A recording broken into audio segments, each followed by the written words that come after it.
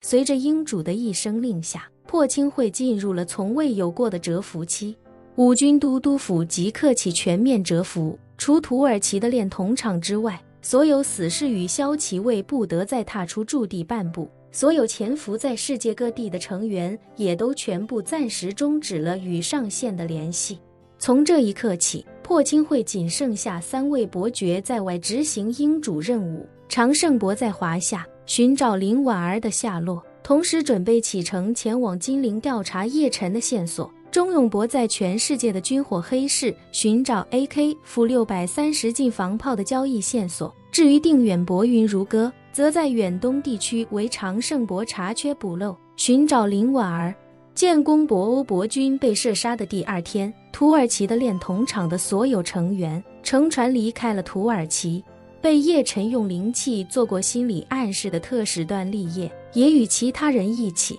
登上了撤离的货轮。众人此时还不知道要去什么地方，他们只知道塞浦路斯出了变故，英主要求他们立刻撤往南非。事发突然，临时撤退倒也合情合理，所以一行人也并未产生怀疑。此去南非路途遥远，横跨地中海，在穿越苏伊士运河之后，他们还要穿过狭长的红海，再沿着非洲东部一路南下，全程将近1万公里。好在出发前，这艘船上就已经备好了准备给塞浦路斯铜矿运送过去的物资，足够炼铜厂几百号人在海上吃喝所需，所以大家对未来也并没有过多担心，只是盼着早日登陆非洲，开启新的生活。可他们不知道的是，英主根本没准备让他们重新踏上陆地。按照英主的要求，这艘船以及这艘船上的所有人都要在地中海的深处长眠。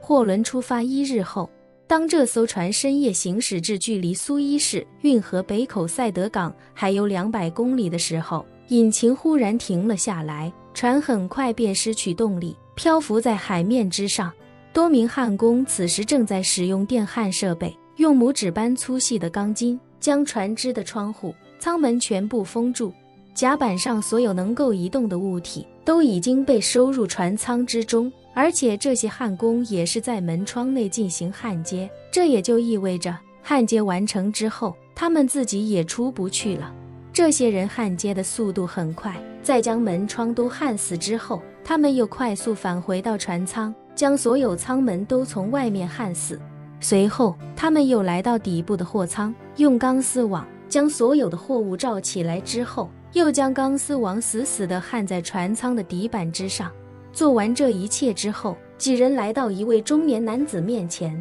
恭敬道：“禀报副都督，所有出入口都已经封死，货物也已经固定好了。”被称作副都督的中年人，便是土耳其与塞浦路斯这条线的总负责人，右军都督府3大副都督之一的张千硕。此时的张千硕一脸悲愤地点了点头，喃喃道：“诸位，今日舍生取义，不只是为了向英主尽忠，也是为了我们的妻儿老小能够更好地活下去，所以还希望大家不要过于悲伤。”为首那人惨笑道：“大人，我们的生死早就不在我们的掌控之中了。英主让我们活，我们就能活；英主让我们死，我们就得死。”说着，他开口问道：“大人，在下唯一的问题就是，我们死后，英主真会给我们的妻儿老小自由吗？”张千硕点点头：“放心吧，英主就算不把我们放在眼里，也要把他的信誉放在首位，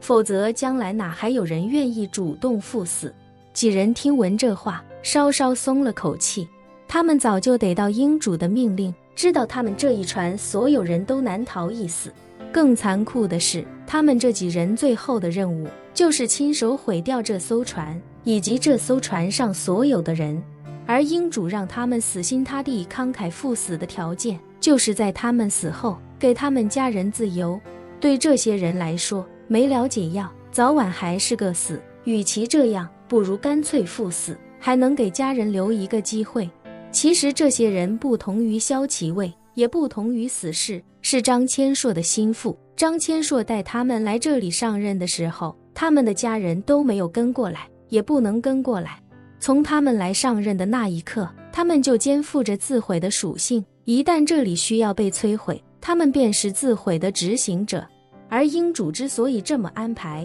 也是为了以防万一，一旦某个驻地出了大问题，他们就能够在最短的时间内完成自毁，彻底断掉一切风险。他们的家人便是让他们慷慨赴死的关键。张千硕此时看了看时间，开口道：差不多了，准备沉船吧。为首那人点点头，带着自己的手下，在船首和船尾的底舱安放好了定向炸药。做完这一切，几人回到张千硕面前，将起爆器递给张千硕，恭敬道：大人，随时可以引爆。张千硕接过起爆器，问他：所有出口都封死了吧？一定要确保船沉了之后，任何东西都不能浮到海面上，否则的话，一旦被其他船只发现，就会意识到有船沉了。那人拱手道：大人放心，所有舱室都封闭了，所有门窗也都封闭了，货舱里的货物全部用很密的铁网固定好了。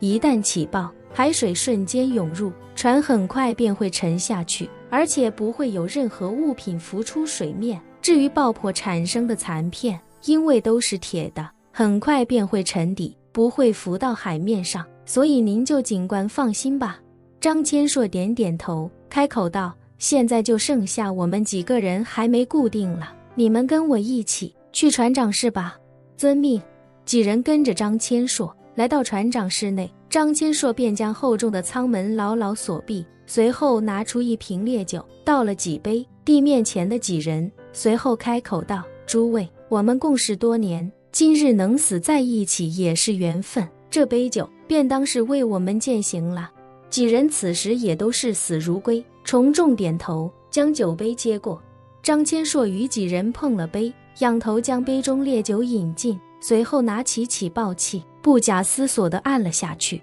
船底货舱忽然传来2声闷响，船头和船尾被炸开了2个直径约莫1米的大洞，大量海水迅速灌入船舱，货轮立刻便开始以极快的速度下沉。不过船上此时却没有人仓皇逃命，因为这其中除了他们几人之外的其他人此刻都在各个舱室内熟睡。张千硕特地让人在他们的饭菜之中加入了特殊的药剂，让他们全部熟睡过去。现在所有人都被封死在了各个舱室内，疯狂涌入的海水并没有让这些人苏醒过来，他们陆续在睡梦中窒息而亡。很快海水便开始涌入船长室，张千硕视死如归，与其他几人席地而坐，直至海水灌满整个舱室。20分钟后，这艘8000吨的货轮便完全沉入海水之中。由于提前做好了准备工作，货轮入海后，除了在海面上引发一个漩涡之外，并没有留下任何其他痕迹。